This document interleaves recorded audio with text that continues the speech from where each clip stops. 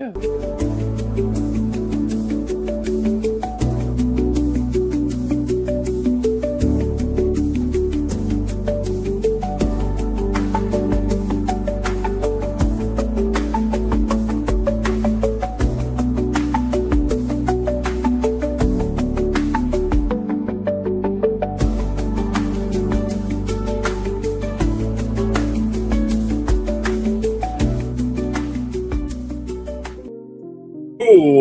What's up, Big 12 Nation? It is Tuesday night in America. That can mean only one thing. It is time for another edition of your favorite YouTube-centric Big 12 college football show. That's right, it's the one. It's the only. It is the biggest 12 with me, your host, Clint Foster, and Brownie, bringing you all of the Big 12 you can handle in your ear holes and your face mouth, okay? We got a great show for you tonight. We're giving out report cards. Class is in session with Mr. Foster. Are you going to be pleased with the grade that you got? Or are you going to be repeating a year? Some of you will. But before we get to any of that, I need something from you. I need you to subscribe to the show. Let me get that ticker going. I got to find it there. Where is it? You know it by now. It's at Big 12 BOCFB. Subscribe to the show. Hit that little subscribe button. Hit that little like button. Hit that little bell. Do all the things. This isn't your first day on the internet. Subscribe. Help us grow this thing. Help us make it an international event every Tuesday night. Okay? And also, subscribe to my personal YouTube channel at Clint_Foster. At Clint Foster Creations. I'm working on another documentary. I'm also in my spare time trying to re-edit Remember the Alamo Bowl into a 5-part series to make it easier for y'all to consume. I'm also trying to get it past the copyright trolls so I can maybe make a little ad revenue on it for once. It's not as easy as it sounds, okay? It's very difficult. I keep uploading and then nope, we got to start over. Upload, nope, we got to start over. It takes time. But anyway, I'm working on that. Subscribe to my channel. You'll see it whenever it comes out. And if I ever have time or an idea to make anything funny, you'll see that too. In between Tuesday shows, of course. Follow me on Twitter at Clint_Foster55. Dar she blows. And Brownie, follow him where? At Cyclone Brownie.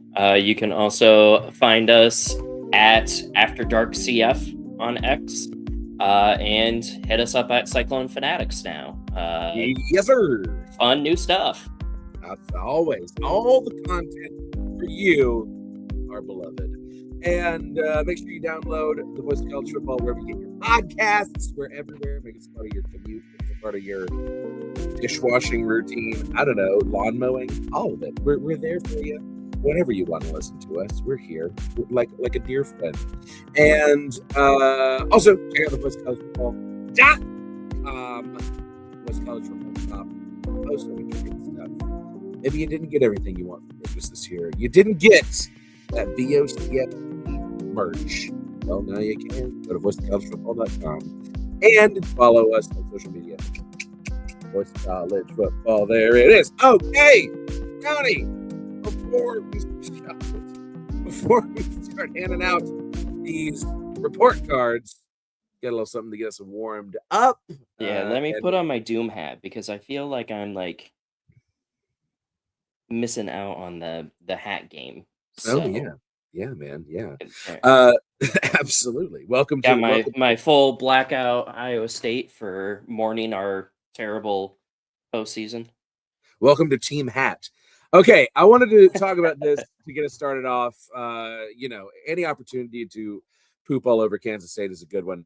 Former college football coach Chris Klieman said the lack of guardrails around NIL and the transfer portal played a major role in his decision to retire, noting coaches are, quote, at our wits' end.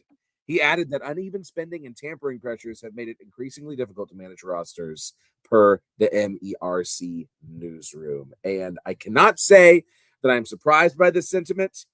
I literally cannot imagine a worse job in America right now than being a college football coach. It's got to be 10 times more stressful than it even was to begin with, and just so much crap to deal with. Before I get your take on it, Brownie, I will say that I spoke to an assistant coach at a college not too terribly long ago, just talking about how much more difficult it is to even recruit now. And the first thing the kid wants to know is, okay, how much money are you offering me? And it's just like, come on, man. Like, we can't even talk about development or the city or anything like that. It's exhausting. It's exhausting to watch. So I can only imagine Yeah. it's exhausting to be the person at the helm of. Yeah, I mean, I kind of agree with Kleiman, right? Because back in ye olden days, as Ogerjan said in one of his infamous podcasts, Yeah, yeah. IL did make it easier because instead of walking through the back door, you could walk through the front door. But at the Mhm. same time now, like you now have to get into the front door. Mhm. I mean, we're starting to see that fallout with NIL, right? SEC no longer has a stranglehold. Like the bagmen are starting to get Which beat. is the good thing. That is a good thing, I think. Yeah. Yeah. So I think that, a lot of these head coaches and a lot of these recruiters and stuff are starting to have problems because that's what most of these kids want is NIL. And it's really hard to find these culture guys because now with the publicity of like, oh, Carson Beck is making 3 million or 5 million or whatever it was, and Sam Levitt got 5 million to go to LSU, Yeah. and Hoover got 4 million or whatever the number was to go to Indiana, and Rocco Beck got 3.5 to go to Penn State. Like now you're starting to see like even these high school kids like, hey, sure, I'm an incoming freshman or whatever, but I'm a 5-star recruit, which means that I'm at least worth half of that money. And Mhm. then if you don't increase my NIL the following year, if I do a really good job, then I'm just going to transfer to somebody who does have the money that wants to spend it on me. So Yeah. Yeah. I think that's why we're seeing a lot of these staffs now have like those general manager roles because you kind of sort of need a GM and a front office, just like professional teams, right? To handle salary and to handle money and to handle contracts. Like head coach should not be in that conversation. Like the head Yep. coach, honestly, at this point, like the head coach should barely be even in charge of recruiting. Yeah. It's almost like, what should the head coach be doing? Like, Like the head coach now should just be the dude that stands on the sideline and tells them what plays they should be running based off of what he sees in practice. But like that's what you got coordinators for. yeah. Well, and you want to talk about again, just for me personally, a thing about NIL that is just so frustrating. Like Nick Sanders was a star cornerback at TCU back in the Mountain West Conference days. He played from his freshman year all the way through his senior year, so like 05 to 09. Absolute stud. His son is also an incredible cornerback. TCU was never even a consideration for him. He went to Michigan, got a bag there. Now, after his freshman year, he is transferring to Notre Dame, getting a bag there. We were never in play, right? And like ideally, and this has been the case with lots of the kids of former stars. John Turntime's kid comes to mind. Raphael Priest's kid, I think, is not getting recruited by us. I don't know if it's for the same reason, but it's like, dang, that should be an automatic, that it's like, hey, keep it in the family, come home. And like with like Ralph has talked about Sam Levitt, the whole Levitt family with BYU. Like it's like that's gone now. And yeah, Yeah. Clint Moses, I totally agree with you about missing when the only transfer portal was the JUCO portal. Yeah. What were you gonna say, Brownie? Yeah, I mean, gone are the days of legacy, right? Mhm. Because I mean, we've even seen it with some of the Iowa State guys, where I mean, Brent Curvey's kid Malachi was a really, really good tight end. We were on his board originally, but he chose Kansas just because one, he didn't want to be, big play Curvey's son, but also they were willing to give him more NIL money. So, I mean, I think it's kind of the depressing part right now that legacy players opt to go where they financially see fit now. And it's kind of annoying and pisses me off. And I really wish that we could get a little bit tighter grip on coaching carousel and transfer carousel and stuff because I mean, at this rate, like, gone are the days of development, and I think the NFL Yep. play is now gonna start dropping off because developing players, You don't have to anymore. You just go and buy whatever star-studded talent that you can, and like if they're good, they're good. If they're bad, then you just tell them to hit the transfer portal, and they end up going to the FCS. So Yep. All you got to look at if you want to know about the lack of developing players, look at the quarterback position in the NFL and the fact that the Colts felt better bringing Phillip Rivers out of retirement. Hey, I love Phillip Rivers. Dude's a he he, baller. he needs to I spend love more that he's time with like, his grandkid. well, hey, I love that he's like, 60 pounds overweight and he's like spending his spare time when he's not coaching high school ball. He's going and sling it in Indianapolis. I love that. But like, come on, man. There's no other options, right? That's what the Colts had to do because no quarterbacks are getting developed anymore. It's an insane world. I see, Mom. Yes, you and Pop. So shout out Papa King. My grandpa is watching. Hello, Papa King. Glad you're watching. Okay. Are we the problem? Just old men yelling at clouds. If you were a current student at TCU, would it be much of an issue? Oh, well, yeah, I guess if this is all that you know, then yeah, you can't think about when things were better, right? All right. Yeah. Well, let's get on to report cards because I don't know if you've noticed, but there are entirely too many teams in this conference. So we got a lot of report cards to give out. I think I'll just give them out in reverse order of standings. That feels fair, right, Brownie? So yeah, but before we start, does this Okay. include up to now, or is it strictly when bowl season ended, or like when your team's season ended? So I am giving out these grades based on the results of the season and the bowl game, right? So this is not, but we're doing good in the transfer portal right now. Things might be better next year. What grade do you get for that 13 game slate, or in some cases, 14 game slate? Or 12? Right? Or did Tech play 14 or 15 games? They played a championship game. They played 14. 14. Okay. So okay, that's my criteria. Yeah. Sure. Or at least my semester. That's your grading period. Okay. Okay. All right. That's our semester. Second semester is postseason. Yes, there you go. So we of course start at the bottom of the standings with Oklahoma State. And this is probably the easiest grade that we will be giving out tonight. A+. You won a game. Yeah, I don't know, man. I think it's that's an F. It's an F. Yeah, that's an F. Oklahoma State gets an F, maybe even an F minus, right?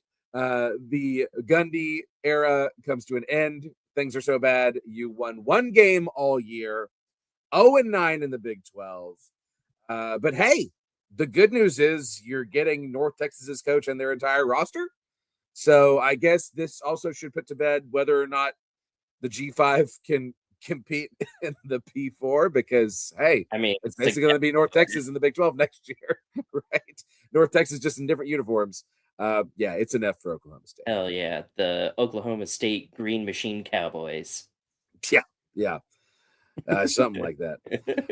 Okay, yeah, they're an F. So, and that brings us now to Colorado, who wasn't a lot better, right? Colorado finished the season 3-9, 1-8 in the Big 12.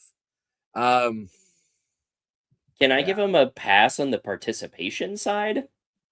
Yeah, I mean, like you won a game, so that's something. They won a game. They won 3 games. I think we all knew that it was gonna kind of sort of be a rebuild, but like I don't think we all knew that it was gonna be this bad. Well, and it was a deal where like they looked okay early on, right? Yeah. They played Georgia Tech tough, lost that one late. They lose to Houston early, which Houston ended up being pretty good. They beat Wyoming. Then it's BYU TCU. They beat Iowa State. So, kind of middling there early on, and then the wheels just completely come off late in the season. Yeah, I mean, if we're also adding the off the field stuff that was happening during the season, where there was like a lot of leaks that the locker room was bad, that potential coaching changes were coming during the season. I mean, I'm okay with giving them like a D+ maximum, but I mean, this was a very, very poor season for Colorado, and the the claim to fame for the one win in the Big 12 is an Iowa State team at during that game, Rocco Beck was in concussion protocol constantly where he kept getting cleared, and then we had no secondary. Like we had a Mm, linebacker playing safety. yeah, yeah. So not great. I'm thinking a D minus. They did I'm not okay with that. pass, right? You were competitive early on in the season, but man, that end of the year is just you have no good feelings in Boulder. Not a lot of hope for the future. It doesn't appear. You got the coaching staff is a mess. Deion Sanders is a good coach, and by all accounts, I'm not a Deion Sanders hater like so many people are. I like him as a human being, and I hate that that doesn't seem like it's gonna get better. I just feel like he needs to enjoy retirement, man. You don't need to Yeah. be doing this. I think he Um, needs to focus on his health, which is yeah, why I thought that he was going to retire. yeah. I And mean, him like not retiring right now is kind of crazy. you literally, to me, you get a D minus just entirely because you managed to upset a ranked Iowa State team. You were competitive early on, but man, that end was just terrible. Yeah. You know, and it's hard to give a passing grade to a sub 500 season period, much less a 3-win season, 1 win in the Big 12. So that's Colorado. Moving on to West Virginia, year 1 of Rich Rodriguez. The Mountaineers went, let's see, what do we have here? The Four Mountaineers and went, eight. yeah, 4-8, 2-7 in conference. They C did beat plus. Pitt. They did beat Pitt, but they lost to Ohio on the road. And then they managed to upset Houston, and they beat Colorado for the John Denver Bowl. They played Uh, really close to Arizona State too. I they mean, did. granted, it was Sam Levitless, but I Yeah. mean, Sims proved that he was still a good quarterback. And I mean, they also played BYU very, very tough. And Yeah. I mean, yeah, they got blown out by Utah. They got blown out by Kansas. But I mean, Rich Rod's first year, like, I think the expectation for them was actually lower than maybe Mm-hmm. 4 and 8. I mean, I still give them like probably a C plus B minus, just because this was Rich Rod's first year. I think that it can only trend up, especially with the talent that he's getting uh, coming in for the following years. But like you said, we're kind of just basing it off of this year's performance, and I mean, C plus for what you had and the injuries that you also had after Pitt, Yeah. because I mean, let's face it, half of their roster was dead after the Pitt game. They were on a fourth string quarterback for Mm-hmm. almost the rest of the season. I mean, you can't get much better than that with the bare cabinets that you you got after Yeah. Neil Brown. Yeah. Absolutely. Absolutely. The UCF loss is tough. Yeah, That was a really tough loss. They lost to UCF 45-13 on the road. But hey, you beat Pitt. That's always great. And you were in contention for a bowl game late in the season in a rebuild under a coach who very likely could have you headed in the right direction soon. I think that the Cam Cook acquisition for them is going to be really good, assuming they can oh block yeah, for him. Um, I'm prepared to give West Virginia a C. I think that 4-8 was a solid season, like you said, given the expectations, given the all of the various situations surrounding what Rich Rod had to deal with in this first year.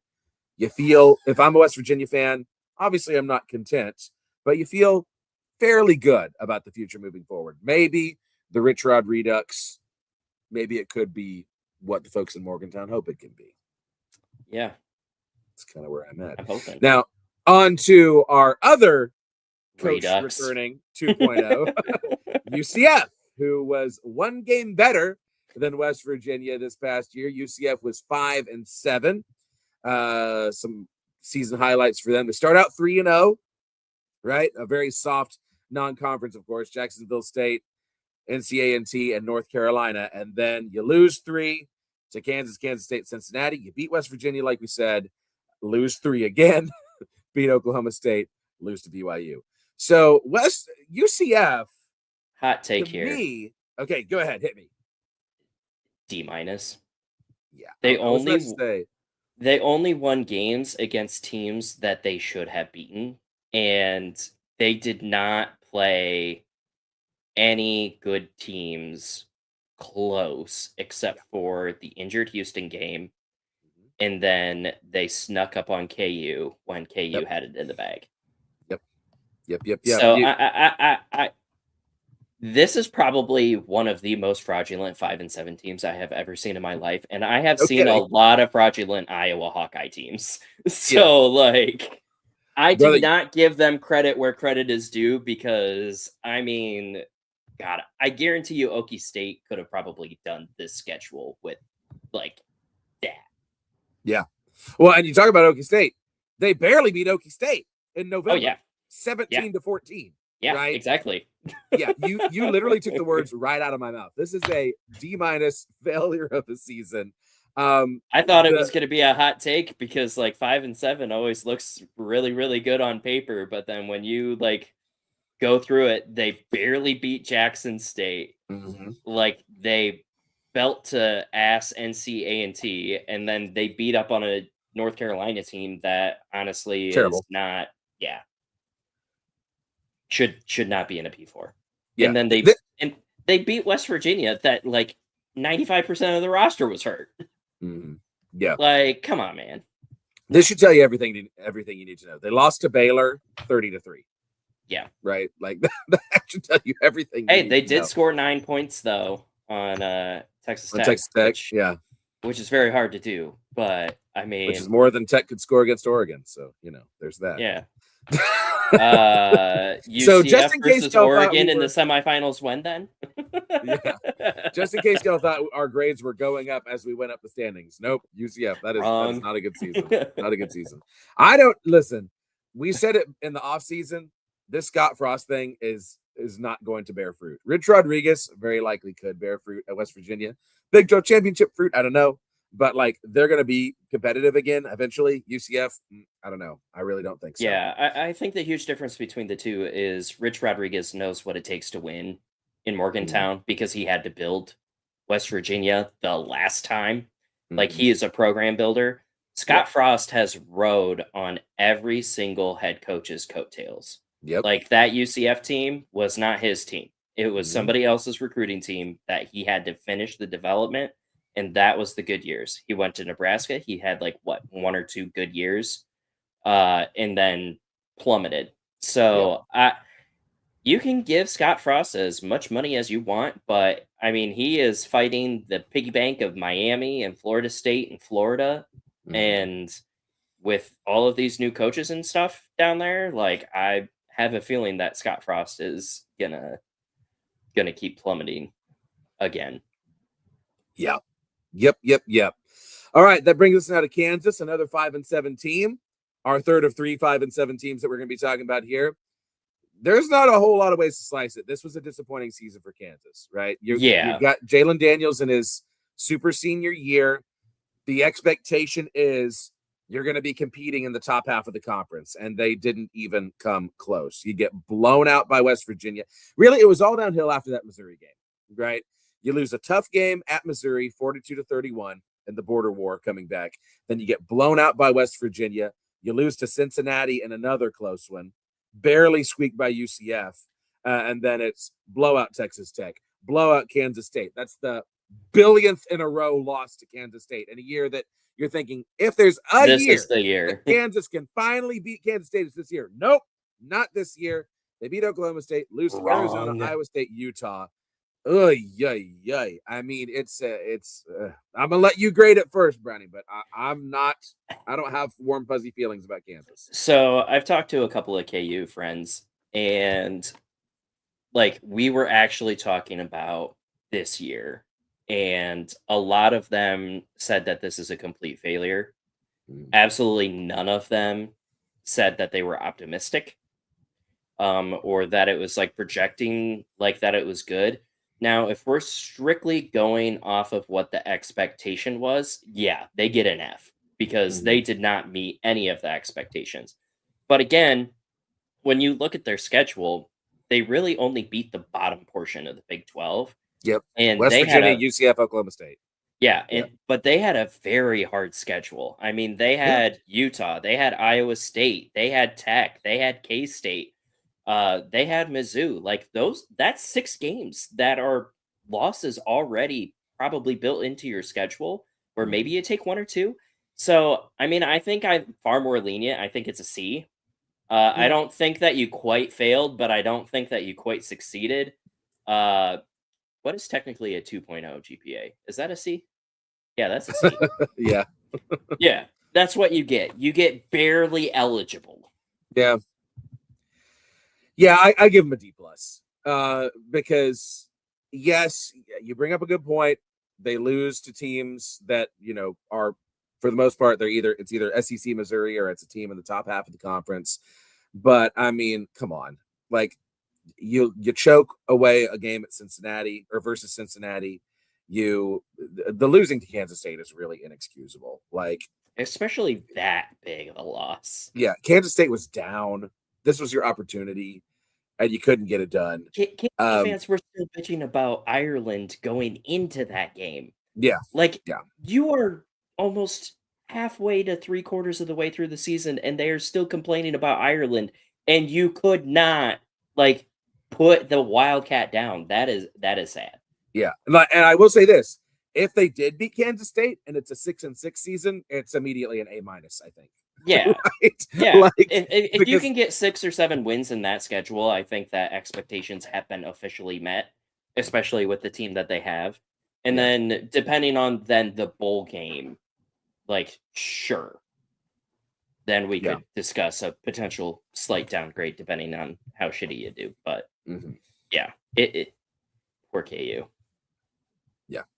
But not that poor. They still got basketball, and they still. I mean, we choked away a basketball game against them Yeah, but like they're not too not long even ago. that good at basketball anymore Yeah, well, because we because they can can't pay all anymore. pay our players.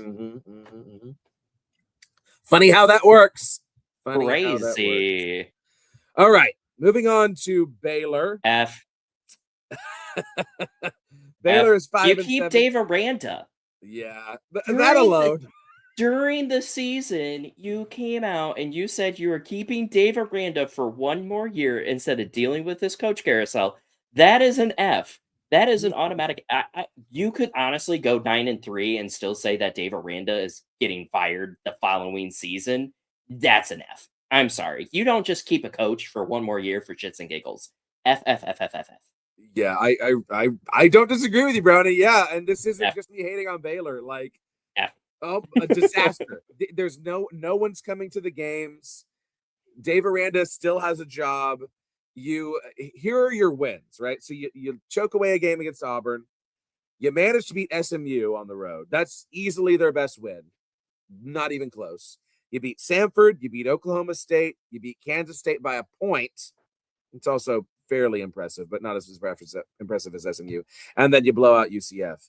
Now, granted, all the other games besides those are games that are Challenging games. Yeah. upper half of the conference. Arizona State, TCU, the rivalry, and the 3-hour lightning delay. They almost came back and won that game. We almost choked that away. Cincinnati, Utah, Arizona, Houston. But yeah, like, if I'm a Baylor fan, I'm dangerously close to checking out. This is rough. You didn't go 0-9 in conference, but there is nothing to be happy about. Nothing. Yeah, and I mean, I've talked to a couple of Baylor folks, and like Joe Goodman and I talk on a frequent basis about sports in general. And going into this year, it was Dave Aranda has 1 more year to basically like put up or shut up. Like they gave him the resources that he needed. They apparently overpaid to keep Sawyer Robertson. They overpaid for a couple of the other players, and then during the season, like the more top echelon donors just started to quit, and it basically came down to the ultimatum of they thought that Dave Aranda was going to be gone, but I guess if they wait 1 more year, his buyout is better for them. So I guess that's what they're waiting on, is so that way they can make a bigger splash next year. But like honestly, this year was kind of the coaching carousel to dip your toes into, because Mm-hmm. Baylor is not as an attractive job as it was during the good old Bryles era. Yeah. Yeah, when Art quote Briles unquote gets hauled good off and old. faints. Yeah, Yeah. yeah, But like I personally speaking, I would take the job after Briles left. I mean, I know that there's sure. gonna be cleanup and everything Yeah, that you have to do, and you're gonna have to do PR and you're stepping on eggshells, but yeah, I sure as shit don't want to come into a Dave Aranda post-mortem situation. I mean, yeah, Iowa State has already been there, but somehow they're still winning 5 games where we had to win one game to finally fire our coach. yeah. Because the difference between the two times, like, yes, at the end of the Art Briles era, Baylor is disgraced in large part. Right, there's a really bad taste in a lot of the college football world's mouth around them. And yeah, you do have all of the punishments that came along that Jim Grobe had to deal with that first year. But at the end of the day, you've still got a really motivated fan base. You've got Mhm. donors that are like, let's get this thing back on track. Right now, it Yeah, seems like everyone is just the hope is gone. they're done. And that is the Yeah, worst possible place that you can be in at any level of sports, right? When you lose hope, that's a very hard it's the hope that kills you. place to dig yourself out of. Are you frozen or? Oh yeah, okay. I was like, I could tell if you're frozen. Potato, potato. Okay, but yeah, Baylor rough, and I know I'm not including transfer portal stuff in this, but the most recent news obviously about Baylor is that DJ Lagway Didn't kind even of commit. picked them, but is also still taking visits. Like, I don't think DJ Lagway is anywhere close to one of the better quarterbacks available in the portal. Let me just say that off the bat. But the fact that he's like only like maybe I'm coming, like, oh my god, it's rough. It's rough in Waco right now. I And mean, even don't recruiting is rough. hey, am I taking a little satisfaction from it? Maybe. But like, golly Moses. It's not good. Not good, not good. What were you gonna say, Brownie? I mean, it's just entertaining because, now you're going into next season where Dave Aranda and his staff is gonna still maybe kind of sort of recruit these kids, but they'll have to know that they're not playing for Aranda. They'd be playing for Baylor, right? Yeah. So Yeah. like, how do you sell them on a university when they don't even know their coach? Because what if they hate the coach? Yeah. Yeah. What if it's Gary Patterson? I mean, I don't know that he would do that. I hope he GP, if you're watching, go to Baylor, please. Piss off Clint Foster. please don't. Please. I mean, he's already done it once, but at least advisory role, at least. I don't know. I I would feel love like to see GP back. I mean, he's still got the chops. He's still got the ability. Um, I mean, if I was him, I wouldn't want to jack with all this NIL baloney. I But would personally you know, hate NIL, but that's why you he's hire a really general manager. yeah, yeah. Okay, moving on to Cincinnati, and this is another situation. It's like Colorado on steroids, where it's like you have an extremely strong start, with the exception of Nebraska, and just a catastrophic finish. Cincinnati went 7-6, 5-4 in conference. There was a point where they were in contention for the conference championship, and then they fell very fast because of disastrous November. They lose to Nebraska in Arrowhead Stadium to start out the season 2017. Very tough That was loss, on and you never, Sorsby. yeah, very tough loss. But then you win 1, 2, 3, 4, 5, 6, 7 in a 7. row. 7 in a row. Obviously, the most impressive of those is against Iowa State, derailing Iowa State's undefeated season. Otherwise, you're playing mostly teams in the bottom half of the conference. And then Cincinnati finds out, right? Then they play Utah, Arizona, BYU, TCU. They lose every single one of those games. Most of them are not even close. The Arizona game is within a score, but that's the only one, right? That's within a score. And then you lose to Navy in the bowl game when you have been decimated by outgoing transfers. Ugh. What do you think, Brownie? First half of the season an A plus. The Yeah, second half of the season an F minus. yeah. And I what do mean, you get when you average those two? a C minus. Let's see. Let's see. Right. Yeah, exactly. It's just so hard to give them a good rating because I feel like, I mean, going into the season, I think a 7-5 with the potential of like an 8-5 with the bowl win, I think would be an A, like a B plus to an A for them. But like just that transitionary period on how it unfolded at the end, I really think that kind of plummets the grade just because, like, God, that was a rough back end. And them being overzealous and overhyped for beating us by 8 points with no secondary, like that should have told him everything. Yeah, but I mean, they were physical in that game. Yeah. There was a lot that I found impressive about the way that they handled that game, even though Iowa State did have injury issues. But then I was shocked in the TCU game by just how completely impotent they were. I mean, we did whatever we wanted to against them. It wasn't even close. And I mean, did we finish the season strong? Sure, but we weren't great this year. So like, yeah, it's hard to give Cincinnati anything better than a C, especially when you do consider, like, yeah, they had that really strong start, but it's a lot of garbage that you're beating, to be quite honest. And also, you're winning close games against a lot of that garbage. Yeah. 37-34 against Kansas, 20-11 against UCF. Granted, that's a little bit of a rivalry, but still. 38-30. Yeah, 38-30 against Iowa State. So, yeah, not great. I would be, it's too bad that I couldn't have a guest in for every single one of these report cards, because I would be really interested to know what the Viva La Cats guys, what grade they would give the season, what they thought about it. I know we tend to be far more critical of our own schools, so maybe they're giving it an F. Who knows? Who knows? All right, one more before we take a quick break. We know them, we love them. Sometimes they drive us crazy. The TCU Horned Frogs. Frogs finished the season 9-4, second straight 9-win season. How? Sonny Dykes does it again. I mean, yeah. The second year in a row that you guys get a sneaky 8-win season. Yeah, when it's like it when did you not going into pure meltdown mode every week. Yeah, at times it really did not feel that way.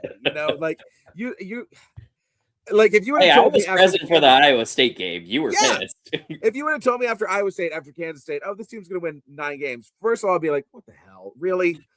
Like, really? But also, like, I'd be like, no, we look terrible, right? Listen, it's the Alamo Bowl. The Alamo Bowl is doing a lot of heavy lifting for the final grade of this team, because that was a magical, beautiful victory. And you love that Josh Hoover's the only guy who sat out. You're retaining a lot of talent on this team.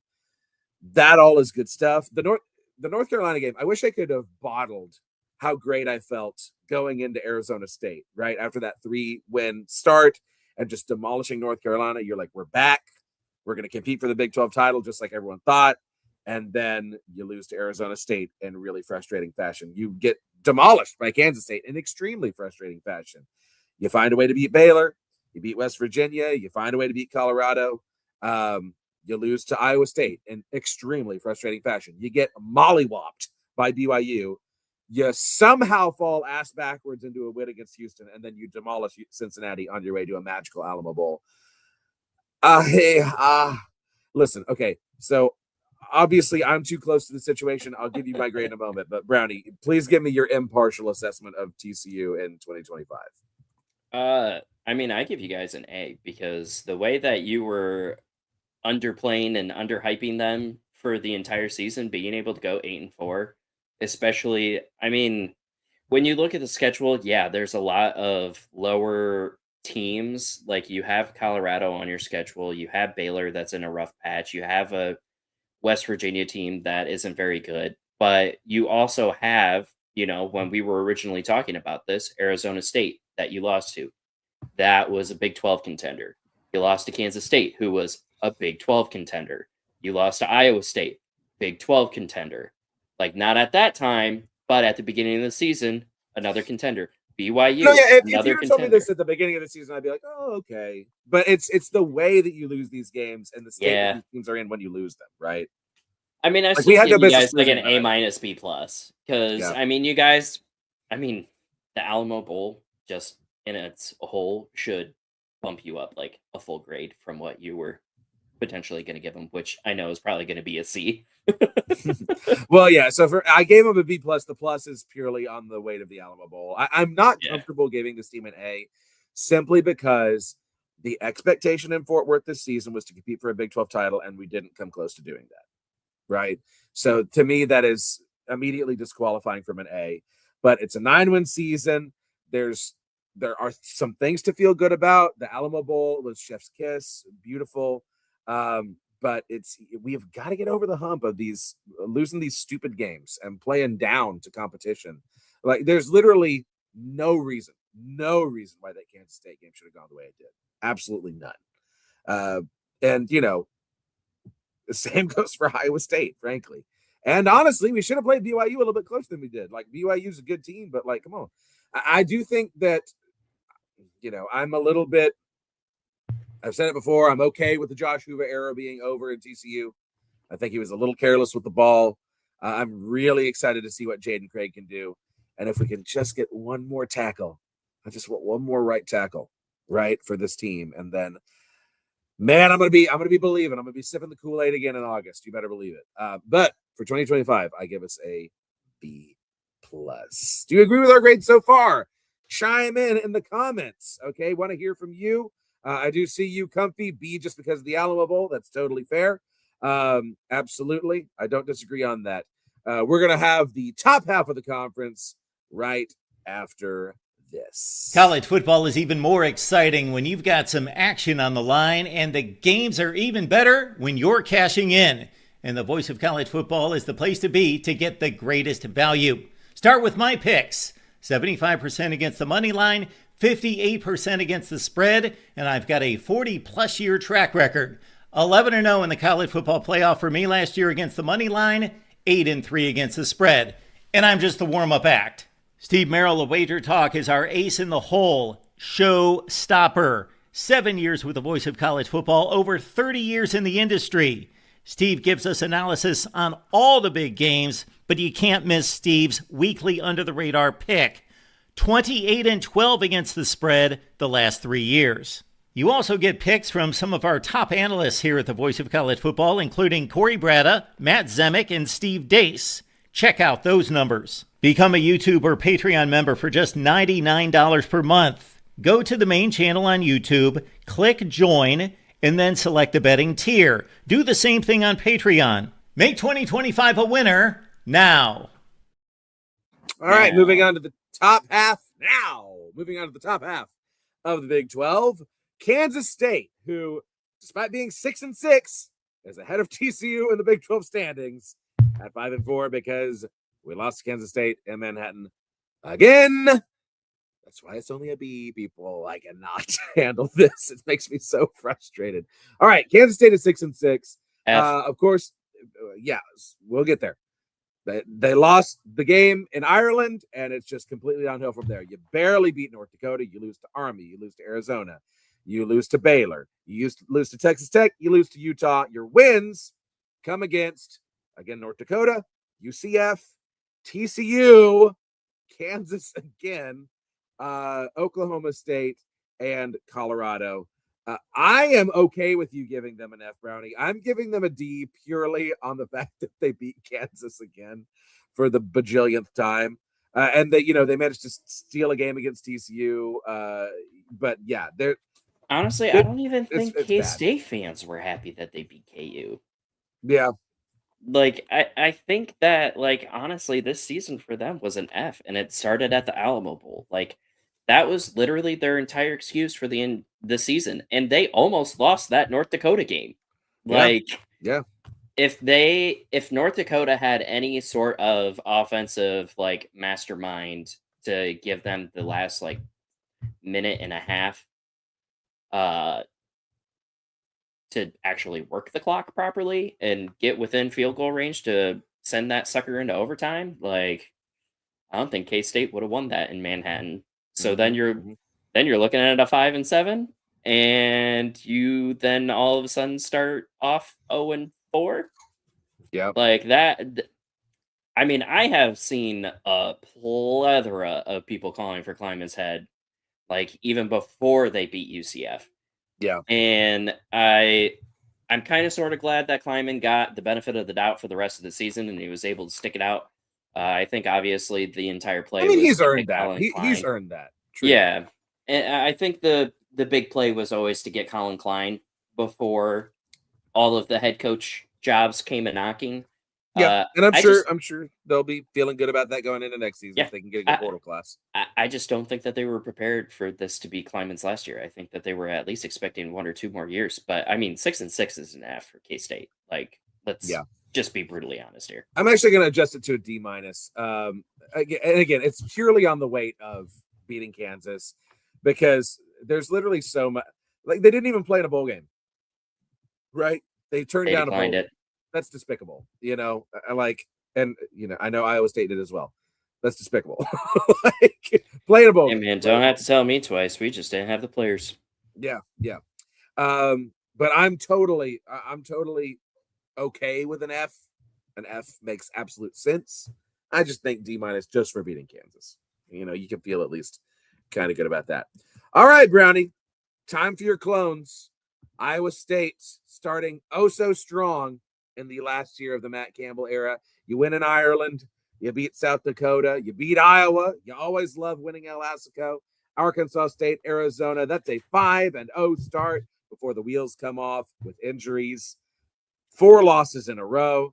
You steal the win against TCU, and you finish the season 3-0 with wins against the Frogs, Kansas, and Oklahoma State, and then don't play in a bowl game.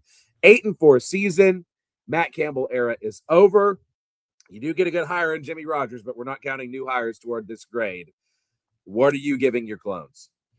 So if I just give it straight to the end of the Okie State game, I definitely say that this is probably a B minus territory for us. I definitely think that we were expecting to go back to the Big 12 championship game, especially with the schedule that we had, to where like after winning Kansas State, our lead competition was all we had to do was beat BYU or Arizona State and beat TCU. Like, go 2-1 in those 3 games, and we are Arlington bound for 2 years in a row, right? But I mean, if you are adding post bowl game situation, or like right to bowl game situation where Matt Campbell is now gone, this is an F. Straight F. Because like Matt Campbell was the identity of this team. Matt Campbell leaves. We have so many kids that are transferring that we couldn't even compete in a bowl game because of not only the injuries, but we didn't know who was going to be coaching. We also didn't know what was happening with like all of our players, how many people were going to leave with Matt Campbell. Like, obviously transfer portal didn't open up until later, but there was just so many question marks during bowl season that like this is an F for us. Even though we went 8-4, this was a complete failure just because of what happened during bowl season. Yeah, that's a really nuanced and I think accurate take, because you literally took the words right out of my mouth. On the strength of the season alone, to me, it's a B- because you go 8-4 despite catastrophic injuries, right? I mean, you really, if you consider, the expectation going into the season is Iowa State should compete for the Big 12 championship. They don't do that, but injuries aren't something you can usually control. And you find a way to still finish strong despite the fact that you're losing so many guys. But yeah, because of the situation with losing Matt Campbell and not even having enough players for the bowl game, like you're saying, because so many guys are transferring out. That's still within the semester, right? That's still within the grading period. So it's really kind of hard. Big ol' F. I understand you giving them an F. To me, it's a C- is where I'm going to land, because I think there's a lot of positives you can say about the way y'all fought through the season. And at the end of the day, I know that you had your rant about, letting Matt Campbell go and stuff, but you can't control, you can't keep him there, right? You can't control whether or not he's. I can. It'd be illegal, yeah, but I can. Ultimately, it's something that's out of your control. But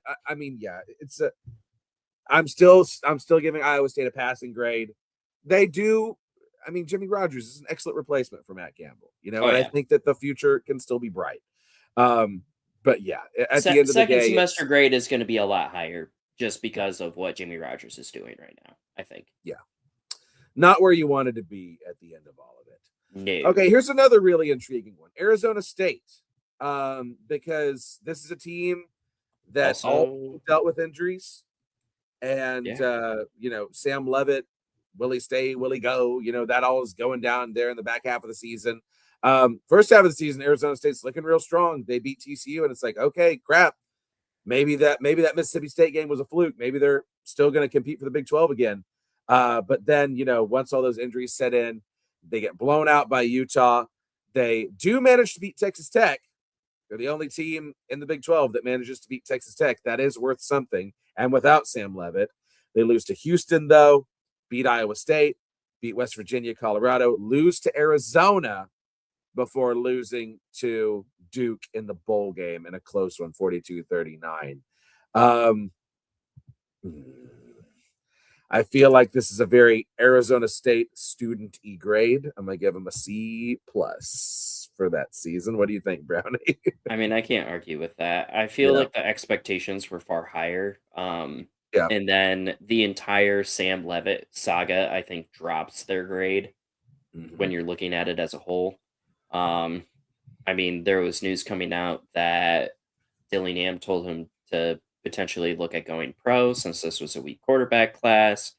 Then there was rumors that Levitt was holding out because of NIL. Then there was other rumors saying that Dillingham wanted him to be 100% before he even remotely started throwing the football. But then there was reports of him playing basketball while quote unquote rehabbing. And then I think it just like all went out the window and bonkers after that. So Yeah. I mean it's sad. But Yeah. On second thought, I'm going to drop him down to a C- just for losing to Arizona. So there you have it. I don't really even begrudge them losing to Duke all that much because Duke had a really quality football team this past year. Obviously, they were the ACC champions, right? don't know how. Yeah, they figured it out. But yeah, Arizona State, that's just a brutal end to the season for them. I was trying to, well, okay, so I actually, yeah, Dishfish, I think you have it right. Let's land at a C average because they lose to Arizona, but they do beat Tech. So They do beat there Tech. you go. Right in the middle. C average. I think that's where they need to be. Okay. Now on to their rivals, those Arizona Wildcats, who are very good at basketball. My Lord. But football wise, they finished the season 9-4, just like those Frogs, 6-3 in conference. Give you that schedule breakdown. So they start the season 3-0, wins against Hawaii, Weber State, Kansas State. They lose to Iowa State on the road, beat Oklahoma State, then lose to BYU and Houston. Colorado, Kansas, Cincinnati, Baylor, Arizona State. That's 5 wins to close out the regular season before losing to SMU in the Holiday Bowl. Overall, I mean, you really overachieve based on what you did last year. Arizona now, I mean, you have every expectation of them being in the top half of the conference again next year for Noah Fafita's senior season. But you drop the bowl game against SMU. I mean, I'm prepared. I'm prepared to give them a pretty solid grade, man. I don't know about you. I mean, this is almost kind of the reverse of UCF, right? Because like when you look at their schedule, Hawaii should have been a win. Weber State should have been a win. The Kansas State, they were still kind of back reeling from their Ireland trip, so that was a win. You should have very easily have beaten Okie State. And then the back portion of that schedule was all teams struggling except for ASU, which is a rivalry game, which obviously could go 50-50. So, I mean, the only teams they lost to are teams that finished above them in the standings. Houston, BYU, Iowa State, right? Yeah. Or actually not Iowa State, but Iowa State was ranked at the time. Yeah, and I think that at least gives them some sort of credit where credit is due because they did overperform, I think, what they had. But I also think that they had a cupcake schedule to get them to like that 9-3 season. And I think that definitely showed playing against SMU. Yeah. So I mean, realistically, I think that I could get them anywhere between like a B and a C. whether it be like a B minus C plus kind of range, because they definitely did. They did outperform what they were Yeah. expecting to do. I just feel like the way that they quote unquote outperformed was due to strength of schedule. Yeah, I mean that's fair. You're giving them a B. Dishfish is giving them a B minus, or you said maybe a C. I mean, I think it's an A minus. I think, listen, the Arizona last year, most of these games aren't gimmies, Yeah. right? Like I think you got to give credit where it's due. They managed to go 9-4, win 9 games. When last year they really got their butts handed to them more often than not, and they beat Arizona State. That's not nothing. They beat Arizona State. They beat a Cincinnati that was still ranked at the time. That was early in their November skid, right? You only lose to really solid teams. Now it's an A minus. I would give them an A if they show up in the bowl game, right?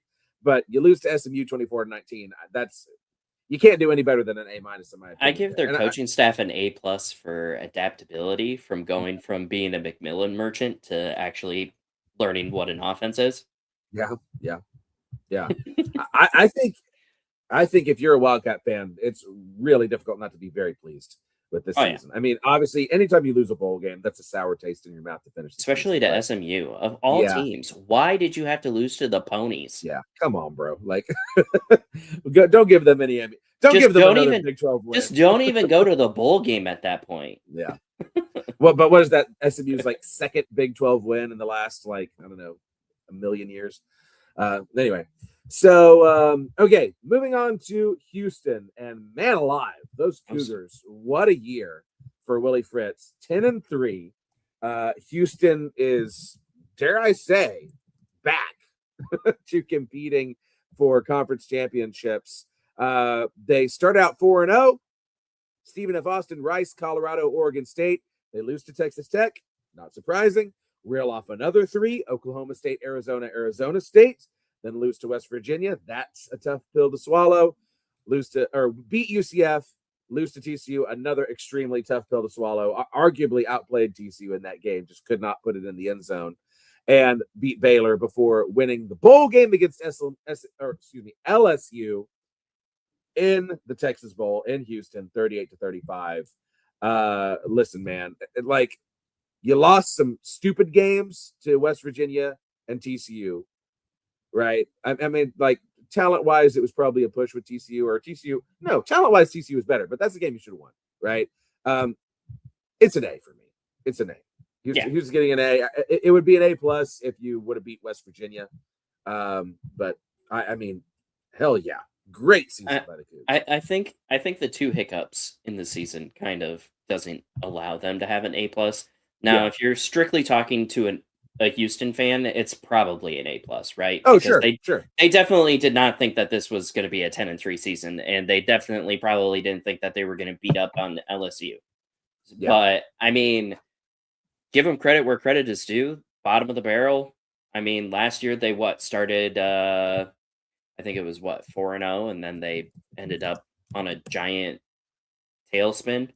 Yeah, let's look back at them last year. I don't remember because I know that they got skunked by Iowa State last year in very embarrassing fashion. They were 4-8 last year. Yeah. Let's see. Because I think they won out in non-con. Okay, here's the schedule.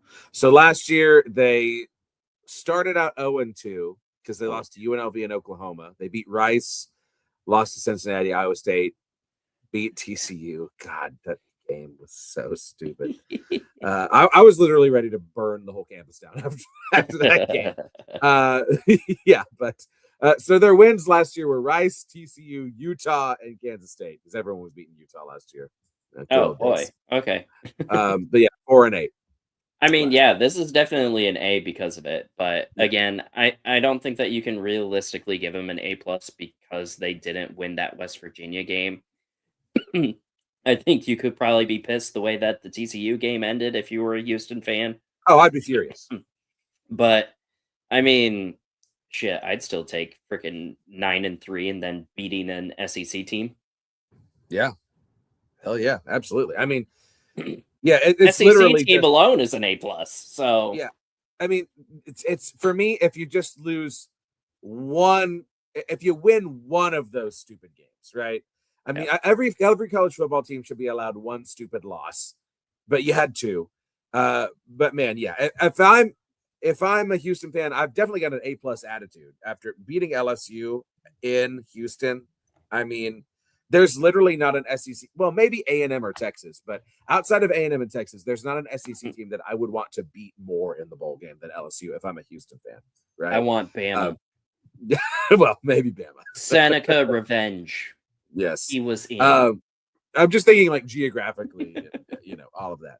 Right. But yeah, really, really great feelings in Houston. It's going to be exciting doing their off-season preview this summer and getting a read on just what the vibes are going to be going into now year 3 of Willie Fritz. What's that going to look like? Okay, we're in the home stretch here, the top 3. And damn it, if Utah didn't bounce back. Utah finished 11-2. Very solid season for the Utes. They start out 3-0 with the dominant victory over UCLA, who it turned out was exceptionally fraudulent, much like North Carolina. They get the Mountain West win over Wyoming, lose to Texas Tech in not so close fashion, bounce back against West Virginia, Arizona State, lose to BYU in a close holy war, and then win their last 5: Colorado, Cincinnati, Baylor, Kansas State, Kansas. So here's the thing. You lose to the 2 teams that finish in front of you in the standings. You then manage to beat Nebraska in the Las Vegas Bowl. In fact, you dominate Nebraska in the Las Vegas Bowl. Again, relative to where you came from last year, it's hard not to feel really good about this. If you're a Utah fan, you're probably furious that you lost to BYU. But for me, it's no worse than an A. Yeah. I think that it's an A, especially from where you were last year. The only knock that I really have is just their schedule. Yeah. It was a very weak schedule. Yep. But I definitely do think that the way that the previous year went, them being able to come back, go 11-2, they put belt to ass on a Nebraska school that did not have Dylan Raiola, so I couldn't see him tear his ACL after his beloved Patrick Mahomes. Yeah. But I mean, if you're a Utah fan, you're probably ecstatic because this is where you thought you were supposed to be last year. So, and unfortunately, I can't use the Whittingham crap for right now because that would definitely drop your grade. Yeah. But it is going to be interesting next year to see, can they keep this thing rolling without Whittingham, right? Is the culture still going to be there? They had a really dadgum good, they had some great play in the trenches this year. Is that still going to be there next year? I actually haven't paid any attention to who's graduating and transferring and all of that. Pierre's coming back. That's all Pierre will be that back. allegedly matters. Yeah, but I have a feeling that Whittingham is going to be, he has poached some players, but I just don't. I think they rushed this. Yeah. All right. Now, the other side of the Holy War, BYU, 12-2 on the season, 8-1 in conference. Y'all know how the Cougs did. They started out the season, what is this? 1, 2, 3, 4, 5, 6, 7, 8-0, including that Holy War victory. They lose to Texas Tech 29-7.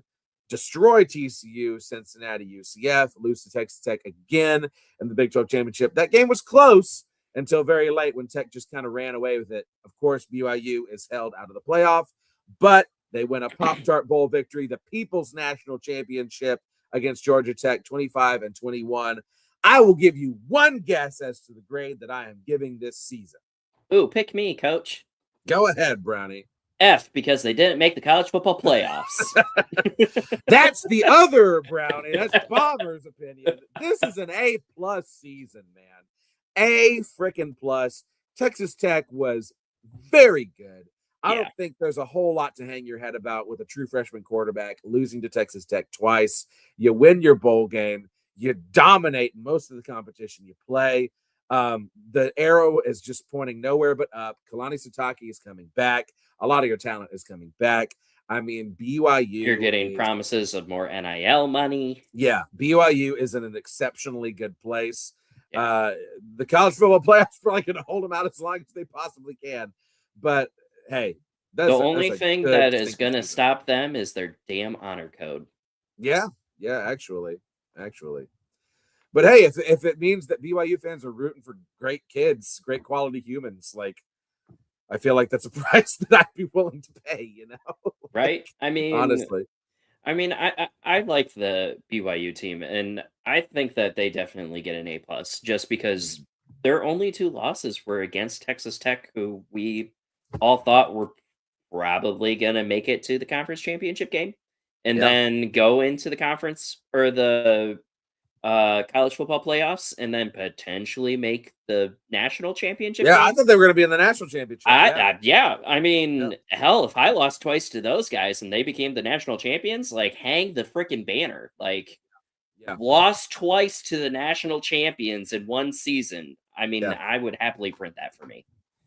But yeah, And the thing is, you know I'm going to sound like an SEC fan giving out hypothetical wins. If BYU's in that playoff playing any of Oklahoma, Alabama, Ole Miss, A&M, they win every single one of those games. oh yeah, Every single one.